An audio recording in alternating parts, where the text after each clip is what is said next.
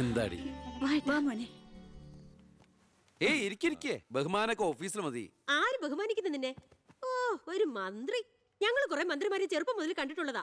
അച്ഛൻ മന്ത്രിയായിരുന്നപ്പോ വീട്ടു സാധനങ്ങൾ വാങ്ങുന്ന തൊട്ട് അടുക്കളപ്പണി വരെ ചെയ്യിച്ചിട്ടുണ്ട് നിന്റെ ഈ പോലീസുകാരെ കൊണ്ട്. അല്ല പെങ്ങളെ, അച്ഛനെ ഇങ്ങനെ വഴക്ക് പറയാനായിട്ട് എന്താ ഇവിടെ ഇപ്പൊ ഉണ്ടായേ? അച്ഛൻ ഇപ്പൊ മന്ത്രിയല്ലെന്നും പറഞ്ഞ് അച്ഛന്റെ മെക്കെട്ട് കയറിയണ്ടല്ലോ. ഒരു മകൻ എന്നല്ലേ ഞാൻ സഹിക്കില്ല കേട്ടോ. ഞാൻ നിന്നോടാ പറഞ്ഞത്. നിന്റെ 5-6 പോലീസുകാരെ ചോദിച്ചപ്പോ നീ പവിയെ അപമാനിച്ചില്ലേ? ഓ, റൂട്ട് അങ്ങോട്ടാണോ? എന്നാ നീ ഒന്നോർത്തോ, തുമ്മിയാ തെറിക്കുന്ന മൂക്ക നിന്റെ ഈ മന്ത്രിക്കുപ്പായം. പക്ഷെ പവിയേട്ടൻ എന്നും കാണും ഈ IPS പദവി. എന്റെ പെങ്ങളെ, ഏത് കൊമ്പത്ത് IPS കാരനായാലും ഒരു മന്ത്രിയെ കണ്ടാ ഇങ്ങനെ നിക്കണം. അതാണ് കുഴപ്പം. സംശയം ഉണ്ടെങ്കിൽ AS പെളിയനോട് ചോദിച്ചോ. എന്റെ പവിയളിയാ, പെങ്ങൾക്ക് ഈയിടെയായിട്ട് പൊതുവിജ്ഞാനം വളരെ വളരെ കുറവായിട്ട് വന്നോ? ആ, എവിടെയായിരുന്നു? ഞാൻ നിന്നോട് 2 ചോദിക്കണമെന്ന് വിചാരിച്ചിരിക്കായിരുന്നു. എന്റെ ഭർത്താവ് നിന്നെ സാറേന്ന് വിളിക്കണം അല്ലേടാ? അയ്യയ്യേ, എന്താ അളിയന്മാരൊക്കെ ഇങ്ങനെ കൊച്ചുകുട്ടികളെ പോലെ ചീപ്പാവണേ? ഇതൊക്കെ വീട്ടിൽ വന്ന ഭാര്യമാരോട് പറഞ്ഞ അതിന്റെ മോശം നിങ്ങൾക്കല്ലേ അളിയന്മാരെ? എന്താ AS പെളിയാ? ഞാനൊന്നും പറഞ്ഞിട്ടില്ല. അശ്ശോ, ഇപ്പൊ തന്നെ ഇവിടെ എല്ലാരും മനസ്സിലാക്കില്ല അവിടെയും എന്തൊരു കഥയുണ്ടെന്ന്. അല്ല, എന്റെ പെങ്ങന്മാരാണോ അളിയന്മാരാണോ ഇവിടെ പെണ്ണുങ്ങള്?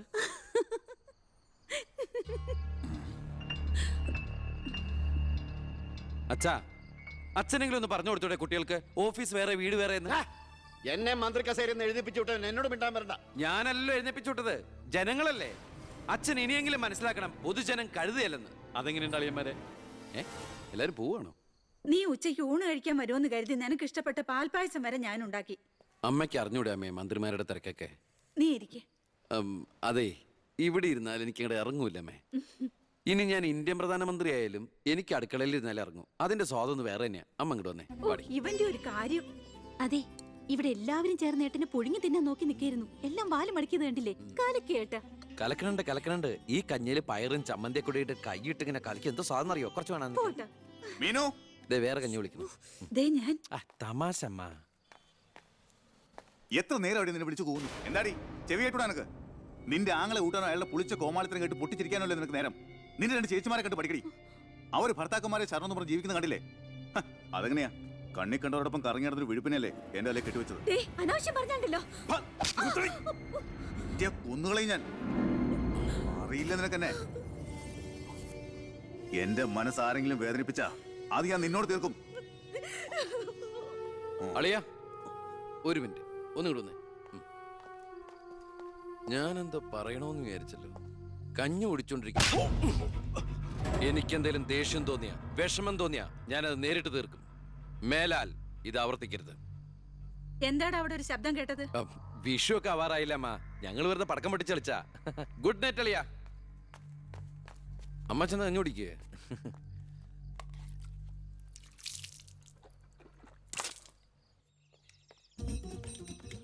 പത്രം വായിച്ചില്ലയോ? പുതിയ ആഭ്യന്തരമന്ത്രിയുടെ കൽപ്പന. വയറ് ഉറയ്ക്കാൻ പോലീസുകാർ രാവിലെ ഓടണമെന്ന്. ഞാൻ പണ്ടേ ഓടാറുണ്ട്. എന്റെ കർത്താവേ, കുതിരയ്ക്ക് വെച്ച കഴുതയ്ക്കും ഉണ്ടോ? എന്റെ ഈശോയെ, ഞാൻ സാറിനല്ല ഉദ്ദേശിച്ച. ഓ, നല്ല മസില. അളിയാ, ഒരു മിനിറ്റ്. അയ്യോ, അതിനല്ല. എന്ത് ചെയ്യാനാ? നിങ്ങളുടെയൊക്കെ കഷ്ടകാലത്തിന് ഞാൻ ഇവിടുത്തെ ആഭ്യന്തരമന്ത്രിയായി പോയി അല്ലേ അളിയാ? അളിയൻ ഇനിയും ഡ്യൂട്ടിക്കിടയിൽ എന്നെ കാണേണ്ടി വരും. എന്നെ സല്യൂട്ട് ചെയ്യേണ്ടിയും വരും. തെറ്റ് കണ്ട ഞാൻ എന്തെങ്കിലും പറയുകയും ചെയ്യും. ആ അരിശം മുഴുവൻ അളിയൻ വന്ന് പെങ്ങളെടുത്ത് തീർക്കും. അത് കണ്ട ഞാൻ തിരിച്ചടിക്കും. അങ്ങനെ അടിയും തിരിച്ചടിയൊക്കെ ആയിട്ട് പോണ്ടതാണോ അളിയ നമ്മുടെ ഈ മാതൃകാ കുടുംബം? ഒന്നുമില്ലെങ്കിലും നമ്മൾ അളിയനും അല്ലേ അളിയ? അതുകൊണ്ട് ഞാൻ ഇരുത്തി ചിന്തിച്ചൊരു തീരുമാനം എടുത്തു. സെൻട്രൽ ഹോം ഡിപ്പാർട്ട്മെന്റിലേക്ക് അളിയനൊരു ട്രാൻസ്ഫർ ഓൺ ഡെപ്യൂട്ടേഷൻ. ഓർഡർ. നാളെ തന്നെ ജോയിൻ ചെയ്യണം. All the best. എങ്ങോട്ട്? ബീഹാറിലേക്ക്. ബീഹാറിലേക്കോ? ബീഹാർ ബെസ്റ്റ് സ്ഥലമാണ് അളിയ. നോ, എനിക്ക് പറ്റില്ല. നിനക്കെന്നെ ശരിക്കും അറിയില്ല. എന്താ അളിയ ഇങ്ങനെ ചില തെണ്ടി പിള്ളേരെ പോലെ? ഇത് ഗവൺമെന്റ് ഓർഡർ അല്ലേ? അത് ഹോം മിനിസ്റ്റർ നേരിട്ട് തരുന്നത്. അനുസരിച്ചേ പറ്റൂ. എന്താ ഇവിടെ? ASP അളിയനെ മന്ത്രി അളിയൻ ബീഹാറിലോട്ട് തട്ടി. മന്ത്രിയുടെ ഭരണപരിഷ്കാരങ്ങൾ കുടുംബത്തും. ബീഹാറിലേക്കോ? ബീഹാർ ബെസ്റ്റ് സ്ഥലമാണമ്മേ. അല്ല, ഈ ബീഹാർ എന്ന് പറയുമ്പോ എടീ, ബീഹാർ ഗംഭീര സ്ഥല. നീ വിഷമിക്കണ്ട, നീ പതുക്കെ പോയാ മതി. പേടിക്കാനൊന്നുമില്ല സാറേ. അവിടെ ചെന്ന് ലല്ലു പ്രസാദുമായി ഒരു ടൈപ്പ് ഉണ്ടാക്കിയാൽ കുശാലല്ലേ കുശാൽ. അയ്യോ ചേടാ, കുടുംബത്തൊരു മന്ത്രി ഉണ്ടായാൽ അതുകൊണ്ട് ഗുണം ഉണ്ടാകേണ്ടത് കുടുംബക്കാർ. അളിയന് വേണോ ഗുണം? അളിയന് ഈ ചിറാപ്പുഞ്ചി എങ്ങനെയാ? ചിറാപ്പുഞ്ചി? ആ, ചിറാപ്പുഞ്ചി ബെസ്റ്റ് സ്ഥലമാണ് അളിയ. അവിടെ IAS കാർക്ക് എന്താ ഡിമാൻഡ് എന്നറിയോ? നമുക്കൊരു കൈ നോക്കിയാലോ? നീ ബ്രേക്ക്ഫാസ്റ്റ് അമ്മ പേടിച്ചു പോയോ? നമുക്ക് അച്ഛനെ നാഗാലാൻഡിലേക്ക് തട്ടിയാലോ? പോടാ അവിടുന്ന്. ഏ?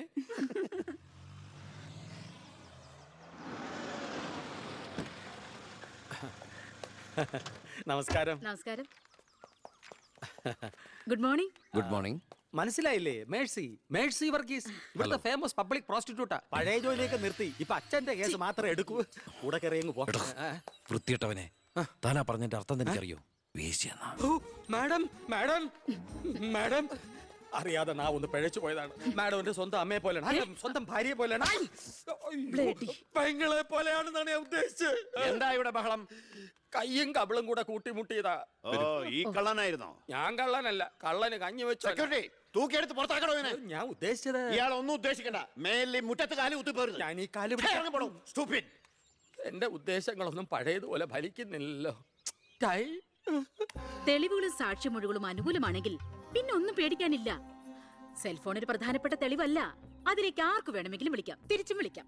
പക്ഷേ ശാരിയുടെ സാക്ഷിമൊഴി പ്രധാനമാണ്. അതിലൂടെ മാത്രമേ വെട്ടൂർ ശിവനും ഈ കൊലയും തമ്മിലുള്ള ബന്ധം വാദിഭാഗത്തിന് തെളിയിക്കാൻ പറ്റൂ. ഈ വെട്ടൂർ ശിവൻ നിരപരാധിയാണെങ്കിൽ അച്ഛനും നിരപരാധിയാണ് അല്ലേ മാഡം? അതെ. അപ്പോ എങ്ങനെയും ശാരിയുടെ മൊഴി നമുക്ക് അനുകൂലമാക്കണം. അച്ഛൻ ആ കുട്ടിയോടൊന്ന് സംസാരിച്ച. ഓ, ഇവിടുത്തെ പഴയ ബാല്യക്കാരുടെ മോളാ അവള്. ഇനി ഞാൻ അവളെ കാല് പിടിക്കണം എന്ന് പറഞ്ഞാ? അച്ഛാ, ഇപ്പൊ ആവശ്യം നമ്മുടെതാ. അവൾ അനുസരിക്കും. അതിനുള്ള തന്ത്രങ്ങളൊക്കെ അച്ഛൻ അറിഞ്ഞൂടെ? ജാമ്യത്തിറങ്ങിപ്പോയി സർ. അവർക്ക് വേണ്ടി ക്യൂ നിൽക്കുകയാണ് ആവശ്യക്കാർ. ഈ നാട്ടിലെ ഇടത്തരക്കാരും പാവങ്ങളും ഒക്കെ ഗുണ്ടകളെ കൊണ്ട് പൊറുതിമുട്ടിയിരിക്കുകയാണ് സാർ. കഴിഞ്ഞ കുറേ വർഷങ്ങളായി ഇവിടെ നടന്ന 90% കൊലപാതകങ്ങൾക്കും ആത്മഹത്യകൾക്കും പിന്നിൽ ഗുണ്ടകളും അവർക്ക് പുറകിലുള്ള തൽപര കക്ഷികളുമാണെന്ന് നിസ്സംശയം പറയാം സർ. കഴിഞ്ഞ 5 വർഷത്തിനുള്ളിൽ ഇവിടെ ഉണ്ടായിട്ടുള്ള സർവ്വ ഗുണ്ടാവിളയാട്ടങ്ങളുടെയും അക്രമങ്ങളുടെയും സത്യസന്ധമായ കേസ് ഹിസ്റ്ററി എനിക്കുടനെ വേണം, വിത്ത് ഇമ്മീഡിയറ്റ് എഫക്ട്. സാർ, ഈ ഫയലുകളൊക്കെ ഒന്ന് പഠിക്കണം. കഴിഞ്ഞ 5 വർഷത്തിനിടയ്ക്ക് കേരളത്തിലുണ്ടായിട്ടുള്ള ഞെട്ടിക്കുന്ന അക്രമങ്ങളുടെ സത്യസന്ധമായ ഡീറ്റെയിൽസ് ആണിത്. 300-ലേറെ കൊലപാതകങ്ങൾ, 2000-ലേറെ ആത്മഹത്യകൾ, 3000-ലേറെ ആത്മഹത്യാ ശ്രമങ്ങൾ, അക്രമങ്ങളിൽ അംഗമംഗം വന്നവർ 6000-ലേറെ. എന്നിട്ടോ ബന്ധപ്പെട്ട കേസുകളിൽ ശിക്ഷിക്കപ്പെട്ടത് വെറും 12 പേർ. വ്യക്തമായ തെളിവുകളോ സാക്ഷിമൊഴികളോ ഇല്ലാതെ രക്ഷപ്പെട്ടവർ 650-ലേറെ. ഇനിയും പോലീസിന് കണ്ടുപിടിക്കാൻ പറ്റാത്ത കേസുകൾ 100-ലേറെ. ഇതൊക്കെ ആ അവറാച്ചനും അതിനു മുമ്പ് പ്രതിപക്ഷവും ഭരിച്ചിരുന്നപ്പോഴാ. സാർ, മറ്റുള്ളവരുടെ മേൽ പഴിചാരി രക്ഷപ്പെടാനുള്ള തന്ത്രമല്ല ഇപ്പോൾ ആവശ്യം. ഞാനിപ്പോ എന്താ ചെയ്യണ്ടേ? ഇതൊക്കെ അന്വേഷിക്കേണ്ട ചുമതല പോലീസിനല്ലേ? സമയമുണ്ടെങ്കിൽ താൻ തന്നെ പോലീസിനെ കൊണ്ട് അന്വേഷിപ്പിക്കടോ. താങ്ക് യു സാർ, ഈ പെർമിഷൻ മാത്രം മതി. നിക്ക്, ഞാനൊരു ആവേശത്തിന് പറഞ്ഞു എന്ന് വെച്ച് എന്താ തന്റെ ഉദ്ദേശം?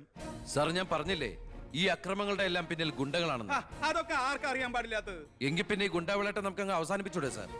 ഈ നാട് നന്നാവണമെങ്കിൽ, ജനങ്ങൾക്ക് പേടി കൂടാതെ ജീവിക്കണമെങ്കിൽ കേരളത്തിൽ അടിയന്തരമായി ഗുണ്ട ആക്ട് നടപ്പാക്കിയേ പറ്റൂ. അതെ സാർ, നമ്മുടെ അയൽ സംസ്ഥാനത്തെ മുഖ്യമന്ത്രി ആക്ട് നടപ്പാക്കിയില്ലേ? എടോ, അവരൊരു സ്ത്രീയാ, അവർക്ക് എന്തു ആകാം.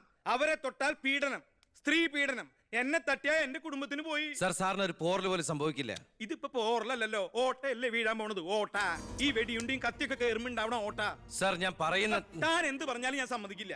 ഇതൊക്കെ തനിക്ക് മുൻപരിചയം ഇല്ലാത്തോണ്ട് തോന്നുന്നു മണ്ടത്തരാ. എങ്കിൽ പിന്നെ സാർ ഒരു കാര്യം ചെയ്യും, മുൻപരിച്ചുള്ള ആരെങ്കിലും വെച്ച സാർ അങ്ങോട്ട് ഭരിച്ചോ. ഞാൻ രാജിവെക്കാൻ പോവാ. നീ എനിക്ക് ഹാർട്ട് അറ്റാക്ക് ഉണ്ടാക്കുന്ന വർത്താനം പറയരുത്. നീ രാജിവെച്ച് പോയാ എന്റെ മന്ത്രിസഭ മൂക്കൂത്തി വീഴില്ലേ? എങ്കിൽ എന്റെ വഴിക്ക് വരേണ്ടി വരും. നീ പറയണേല് കാര്യമുണ്ടെന്ന് എനിക്കറിയാം, പക്ഷെ നിനക്കൊരു കാര്യം അറിയില്ല. ഇവിടുത്തെ എല്ലാ രാഷ്ട്രീയ പാർട്ടികളുടെയും നിത്യോപയോഗ സാധനങ്ങളിൽ ഒന്നാണ് ഈ ഗുണ്ടകൾ. അതുകൊണ്ട് ഭരണകക്ഷിയും പ്രതിപക്ഷവും ഇതിന് സമ്മതിക്കില്ല. ഈ ബില്ല് നിയമസഭയിൽ പാസ്സാവൂല. അറിയാം സാർ, ആദ്യം നമുക്ക് മന്ത്രിസഭ കൂടി തീരുമാനിക്കാം. ഗവർണറെ കൊണ്ട് സ്പെഷ്യൽ ഓർഡിനൻസ് പുറപ്പെടുവിച്ച് ഈ ഗുണ്ട ആക്ട് നടപ്പിലാക്കാം. എന്നിട്ട് 6 മാസത്തിനുള്ളിൽ നമുക്ക് നിയമസഭയിൽ പാസ്സാക്കിയെടുത്താൽ മതി. ആ 6 മാസം മതി എനിക്ക് കേരളത്തിലെ സർവ്വ ഗുണ്ടായുസം തുടച്ചു നീക്കാൻ. അല്ല, താങ്ക് യു സാർ.